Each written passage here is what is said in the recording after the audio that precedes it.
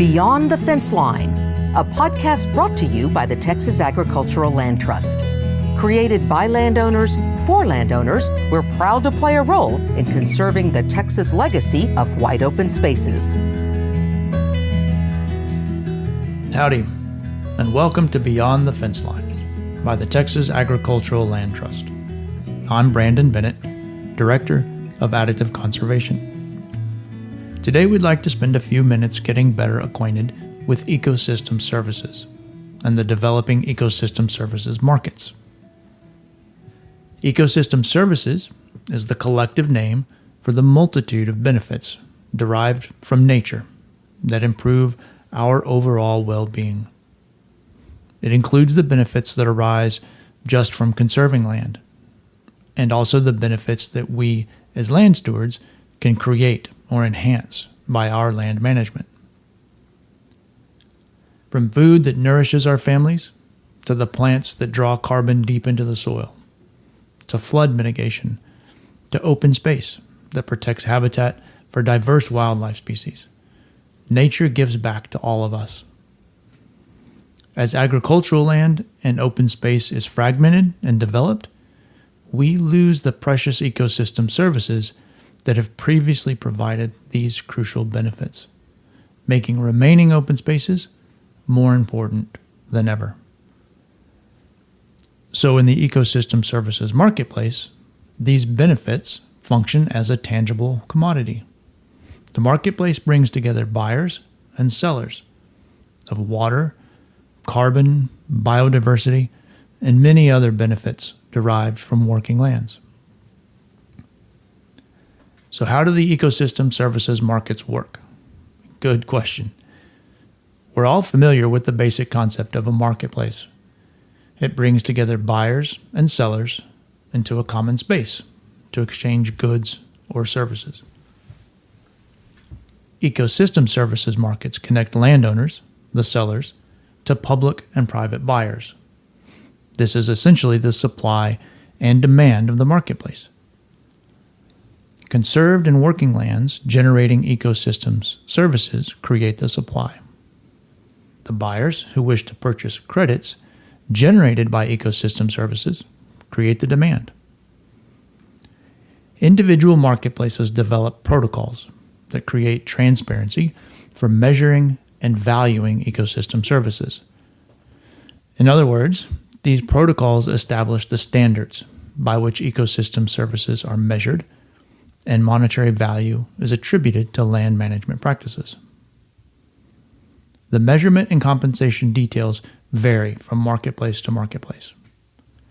For example, one marketplace may offer payment for a landowner adopting a particular practice, where values are calculated based on anticipated results derived from committing to a particular day-to-day management practice on the land.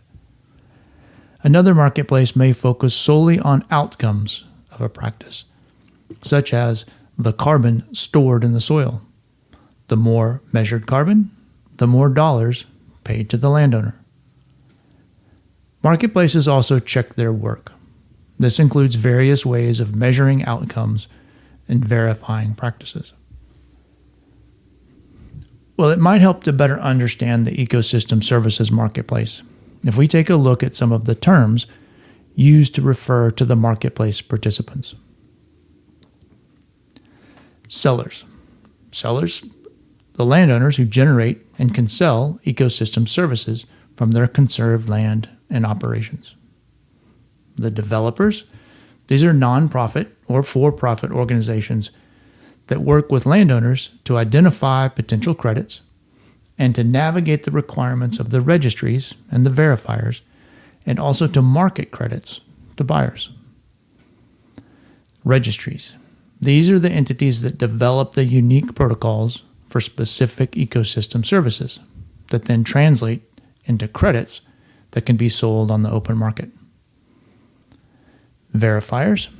These are the third-party entities that work with registries and developers to measure, assess, or audit the various elements that underpin the generated credits. And buyers.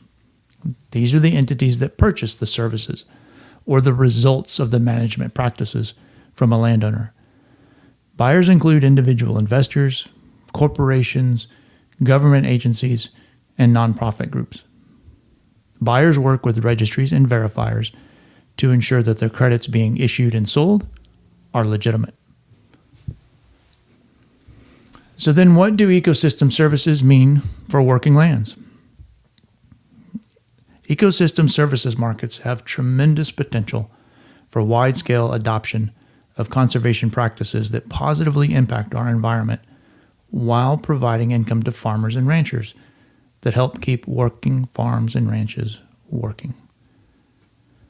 While ecosystem services markets are still developing, there are opportunities available to landowners today. These opportunities exist in an unregulated, complex, and sometimes confusing landscape. As these marketplaces develop, landowners will face decisions about what marketplaces to engage with, what protocols will best fit with their operations and long-term goals, what developers are right to partner with, and what are the costs, risks, and potential upside to participation. At TALT, we understand the need for reliable information that will help landowners in navigating these opportunities. Our team continues to explore programs and develop resources that help landowners better understand and take advantage of opportunities that advance conservation on working land while allowing for independence and flexibility from operation to operation. So give us a shout if you'd like to learn more about available ecosystem services opportunities. We're always happy to hear about your land and your conservation goals. Thanks for listening. Please join us again next time on Beyond the Fence Line. Y'all take care. Beyond the Fence Line is brought to you by the Texas Agricultural Land Trust, dedicated to conserving the Texas heritage of agricultural lands, wildlife habitats, and natural resources. Find out more at txaglandtrust.org.